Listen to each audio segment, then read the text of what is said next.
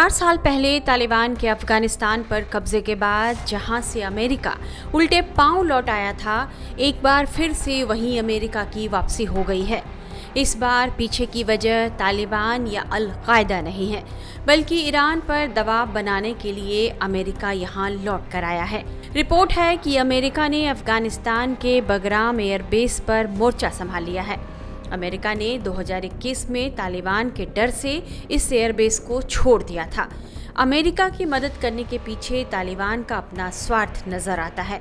दरअसल ईरान शिया मुस्लिम देश है और तालिबान कट्टर सुन्नी विचारधारा का पालन करता है और इस वजह से अमेरिका को इसमें अपना फायदा नजर आ रहा है। लिहाजा बगराम बेस में अमेरिका की वापसी का ईरान से सीधा कनेक्शन माना जा रहा है।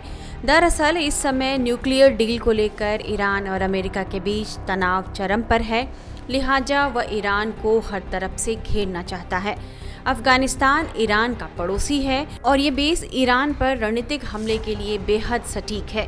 रिपोर्ट्स के मुताबिक अमेरिकी C-17 ग्लोब मास्टर विमान बगराम बेस पर लैंड कर चुका है, जिसके साथ सैन्य उपकरण और वरिष्ठ खुफिया अधिकारी भी पहुंचे हैं।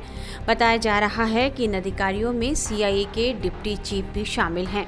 रिपोर्ट्स में कहा जा रहा है कि अमेरिका ने यहां हथियार पहुंचाना भी शुरू कर दिया है।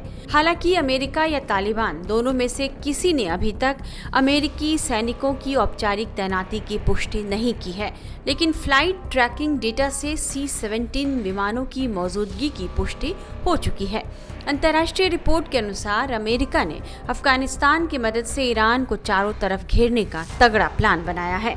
अफगानिस्तान ने ईरान को नियंत्रित करने के लिए बगराम सैन्य अड्डा अमेरिका को दे दिया है। बगराम एयरबेस अमेरिकी नियंत्रण में है। बगराम एयरबेस पर अमेरिका की इस वापसी के पीछे ईरान पर दबाव बनाने की रणनीति देखी जा रही है।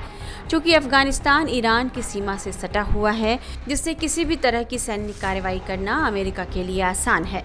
बगराम बेस को फिर से सक्रिय करना इस ओर ही इशारा करता है कि अमेरिका ईरान के खिलाफ संभावित सैन्य ऑपरेशन की तैयारी यहां कर रहा है। इस बीच अमेरिका ने घोषणा की है कि ईरान के साथ उसके न्यूक्लियर प्रोग्राम पर डील के लिए वो सीधी बातचीत शुरू करने वाला है।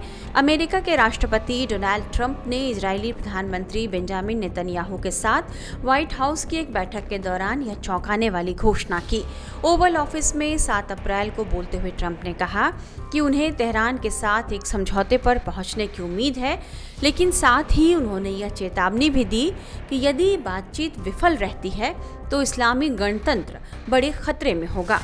ट्रंप के बोलने के कुछ घंटे बाद ही तेहरान ने भी इस बात की पुष्टि कर दी कि ओमान में शनिवार को अमेरिका के साथ यह चर्चा होनी है, लेकिन ईरान ने जोर देकर कहा कि यह सीधी बातचीत नहीं होगी, बल्कि अप्रत्यक्ष वार्ता होगी।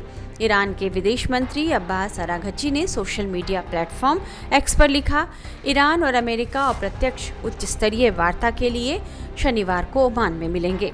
विशेषज्ञों का मानना है कि अगर ईरान और अमेरिका के बीच युद्ध शुरू होता है तो इसे परमाणु युद्ध में बदलते देर नहीं लगेगी। लिहाजा दुनिया में शांति के लिए यह जरूरी है कि दोनों देश बातचीत का रास्ता खुला रखें।